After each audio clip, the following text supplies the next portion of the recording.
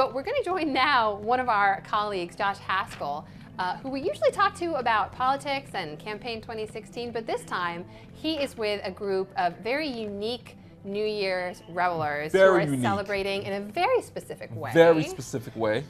Oh no, we just got word we've actually lost him right now. Stay tuned, stick with us. It is worth sticking around for. You don't want to miss this. Wait a second, he's back. He's back, okay. This is the roller coaster of emotions we're on here. There he is. Josh Haskell joins us live from New York. Josh, tell us where you are and how these folks are celebrating New Year's. Well, I'm at a bar right near Madison Square Garden, and of course everyone knows New York City, New Year's, they think of Times Square, but another tradition here is the jam band Phish plays 4 nights in Madison Square Garden. This is, I believe, the 6th year that they're doing this New Year's run, their 33rd show tonight. And of course, around this time, the area of Herald Square and Penn Station gets invaded by guys like him and him and say hello, Phish fans. Hey, what's going on? How you doing? Hey. And I gotta tell you, Mark right here wearing, Mark, what is this exactly? This is a furry get-up. There's no name. You can call it whatever you want. It's all in the spirit of the Phish, man. You heard that, Amna, all in the spirit of Phish. Mark went to his first show last night, but he seems to be converted. And just to give you a sense of what I'm finding here, Eric Kaplan right here, his 100th show last night. Well, congratulations to Eric. And I think, Josh, I'm here with Stephen Wilson, who I understand has been studying up on the Phish phenomenon. Well, Josh, first of all, just to be clear, let our viewers know, it's Phish with a PH, correct? Phish fans, PH? Yeah, Phish with a PH, fan with a PH, pretty much everything with a P. What else? Family with a PH.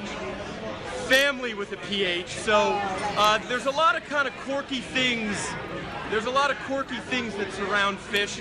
I have to show you this young lady's dress. Hi. Why don't you tell us about your outfit? This is my Fishman dress that I made for New Year's Eve.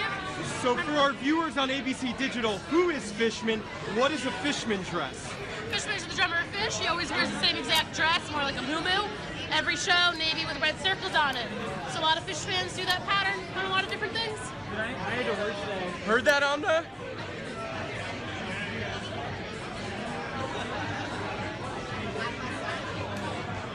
Hey, Josh, would you mind saying that again? Sorry, we had trouble hearing you.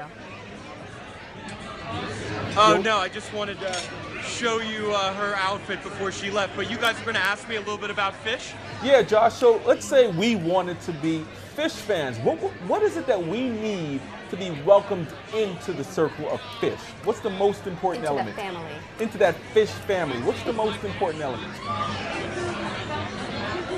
Well, the most important element is seeing them live. This is not a band that's going to be releasing a lot of CDs, albums. They are just going to be playing live every summer, every New Year's. And I don't know if you know this, you probably don't. When you go to a Phish show, there's a barcode on your ticket. So you go home after the show, and Phish allows all their fans with a PH to download that show for free. So this is a band that is built upon touring. So I think you guys just have to come down to a show to see what it's all about, and you'll be converted just like I was 5 years ago. Now, Josh, one of my most important questions, why is this band not in the Rock and Roll Hall of Fame? That is a really good question, and it's funny, when I was talking to some fans before tonight, I told them what we were doing here for ABC Digital, and they said, yes, let people know about Phish. Let people know that we're not a bunch of hippie weirdos, that we're real people, and that Phish is a great band. So Phish has done everything they can, really, to stay out of the spotlight. And what I mean by that is you don't see them on late night TV a lot. You don't see their billboards. You don't see commercials. They're not going to be, playing sort of free concerts or being sponsored by AT&T or Verizon. Not that there's anything wrong with that. But that's kind of the essence of Phish, and maybe why they're not in the Rock and Roll Hall of Fame is that it's their choice to kind of just play for their fans and give back to their family. So Josh, these shows, the New Year's Eve shows, these are sort of a recent tradition they started, right? Tell us a little bit more about that. How many do they play? Where did they play? And how did this come to be such a big deal in the last few years? Definitely. Well, something that's kind of impressive about Phish is they have so many songs and they do a lot of covers that they never play a song twice. So they're going to play 4 nights here at Madison Square Garden. And out of those 4 nights, 2 sets, 3 hours of music, never going to repeat a song. And that's what's special about these 4-night runs is people feel like each night's different. They have to go to all 4. It's like a... Oh, we seem to be having a little bit of signal trouble with Josh Haskell. He's live there for us in Midtown Manhattan. He, of course, was giving us insight into how to become Sounds like a fun. Phish Sounds fan. like fun. P-H-A-N. Sounds like PH, fun. PH. P-H-U-N. Oh, See what I PH did everything. there? PH family, PH fun. Oh, I think we've got Josh. Let's see. Josh, are you there? We cut you off there. Yeah, I'm here, you know. I don't know what's going on in this bar, but the signal is just having a little too much fun. We needed to just calm down, stay in position so we can talk to our friends. That's fun with at a ABC PH, Digital and let them Josh. know what's going on. Yeah, exactly. So did I answer your question, Amna, a little bit about New Year's? They also do a skit.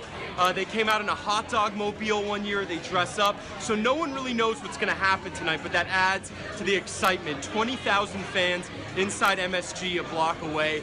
And as you heard, many of these fans have been to over 100 shows. So hate to say it again, but this is quite the family. Okay, Josh, so I'm not among the initiated of Phish fans. I will admit that right up front. I don't believe you are. Not am I. Right, Not am Stephen? I. No. But Josh, you are. So tell me what it's like inside one of these shows. You've been going to a number of them over the last 5 or 6 years, right? Like, what is it actually like in that room with a jam band going on? I've heard they go 4 or 5 hours sometimes for their shows. That's correct, and as you said, I am working politics, so I'm going to go take a leap of faith. I might get haunted for it, but there are some aspects of the unpredictableness of Donald Trump and his events and what he's going to say that you find at Phish concerts, which with that many songs, you never know what they're going to play, and you never know, the key thing is, you never know how long, sorry, I just had a Phish fan come up and talk to me, but you never know how long they're going to play these songs for. So a song that might be 5 minutes, they end up going on for 15 minutes. And so what I like about the shows, it's a very social experience. I have a lot of friends, and we meet up and we'll have conversations during the shows, and you can kind of take breaks, and it's not like, oh no, you know, I'm in my seat, I'm going to miss my favorite song. When they're playing for 3 hours and you're getting 20 songs, one song never makes or breaks your Phish experience. So it's really kind of sort of a fun party, get together, and here's some great music, and it really is great rock and roll. The same 4 members, been together for 32 years, and they're definitely doing something right. So do I need to try a little harder to convince you guys? I'm in. All right, so Josh, I might need a little bit more convincing. If there was one show, one Phish show that I must watch online, what show would that be?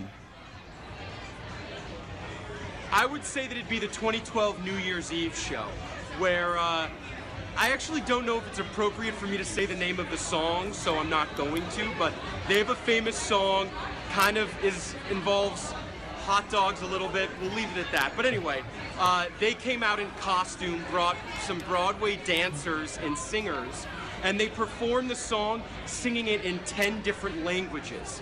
So it's all over YouTube. I was not at the show, but I've seen this video many times. They had a klezmer band singing it in Hebrew. They had a mariachi band singing it in Spanish.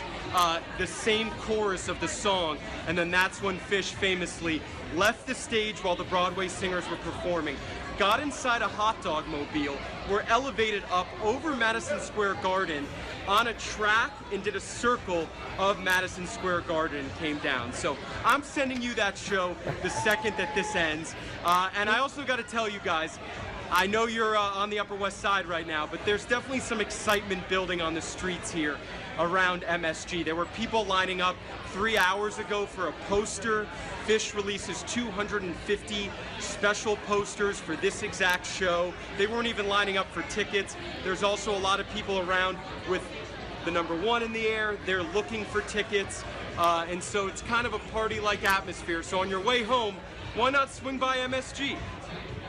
That's a really solid sell, Josh Haskell, trying to bring more people into the Phish family. We're going to continue to check in with him. He's going to take us outside of Madison Square Garden and show us a little bit more about what those super fans are doing. Yeah, more to Phish prep. family fun with a PH. All of it. All of it with a PH. You sound like you're in. I'm in. I'm think sold. you're in. Giant hot dogs floating over Madison Square Garden. They had you with the giant hot dogs. I was in.